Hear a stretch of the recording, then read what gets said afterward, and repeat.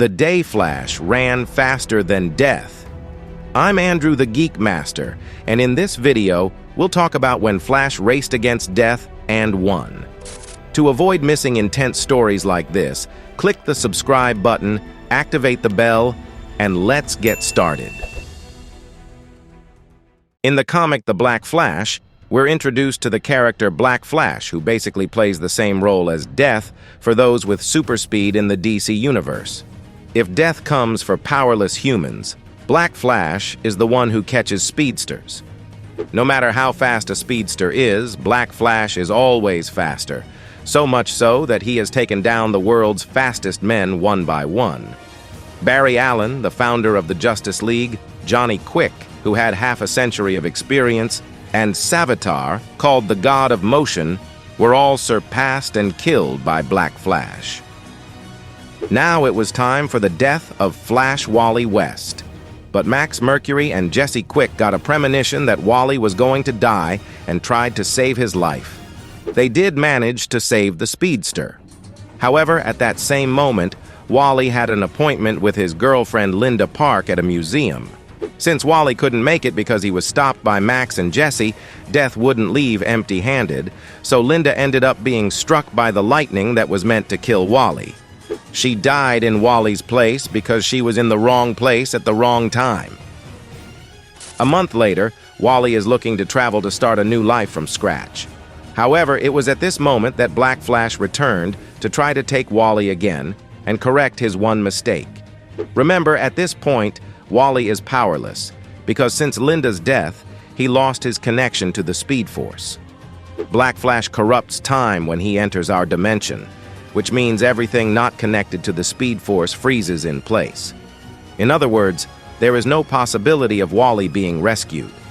Knowing he can't escape, Wally throws a trash can at Black Flash and then throws himself onto the luggage conveyor belt, buying precious time to hide. But he knows he needs to think carefully before making any move.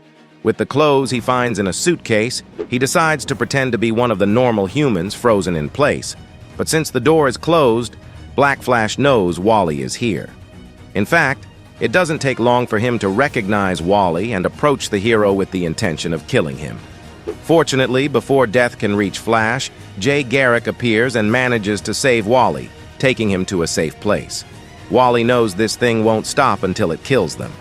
But Jay warns that he and the other speedsters will stop Black Flash and leaves Wally locked in a room. This makes Wally very worried. According to him, Max Mercury must be the oldest superhero in action. He has been cheating Death for 200 years, but this luck might end today. Max and Jesse Quick managed to dodge Black Flash's blows and distract the villain, but the truth is that Death is relentless, and it will only stop when it gets what it wants. From his locked room, Wally can only hear explosions happening, people screaming at super speed. Wally does what he can to break the door until he realizes that one of his friends has fallen. This leaves him in a state of pure rage because, as if Linda's death wasn't enough, his friends are dying and it's his fault. With Jay Garrick down, Jesse realizes that distracting Death is pointless. They need a real plan, a new strategy. She believes that containment is the only option. Physical attacks have no effect on Black Flash, but maybe they can trap this thing somewhere. At this point, Max Mercury is already disillusioned. He punches Jesse, leaving her unconscious, making it clear what his goal is. If Black Flash wants to take a speedster, then let it take him. After all, he has lived more than he should and is ready for whatever happens. The hero had already given up his life to save other speedsters. But at that moment, Flash Wally West appears, having regained his powers through sheer anger and running at an incredibly high speed. He draws all Black Flash's attention to himself. This is where Flash's race against Death begins, resulting in one of the greatest feats in comic book history.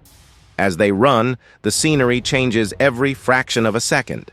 Flash crosses continents with Death closely following, and part of Wally enjoys the thrill of this impossible challenge. The truth is that the world is too small for what Flash has planned.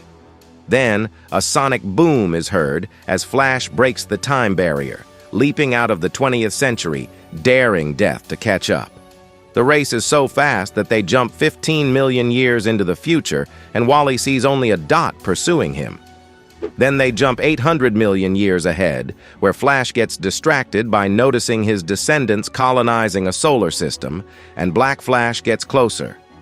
They now jump 2 billion years into the future, where Earth is already dead, swallowed by the sun, our galaxy disappears, stars cool, and only a bearded man in red boots is alive to witness it. Finally, they arrive 20 billion years later, where Black Flash finally starts to catch up with Flash. As Death's cold fingers touch Flash's neck, turning his hair gray, Flash continues running for another 100 million years until he reaches the place he had planned from the beginning. It turns out they have advanced so far in time that they are literally outside of time. They have reached the end of life, the universe, everything. At this point, Death ceases to exist on a conceptual level. Death no longer has meaning here, and thus Black Flash also ceases to exist. The entropy at the end of time culminates in a big bang. The universe explodes with life again, and Flash is overwhelmed with a sense of rebirth as he witnesses the beginning of creation. Wally should be the happiest man in the world. He is Flash, he saved his friends, but none of it has meaning without Linda. He doesn't want to live without Linda and doesn't intend to, stating that somehow they will be together. While on Earth, everything returns to normal, and the speedsters realize that Wally had defeated Black Flash. Max Mercury feared that Wally had given up on returning and had taken his own life. However, as they were talking, Wally suddenly appears holding Linda in his arms.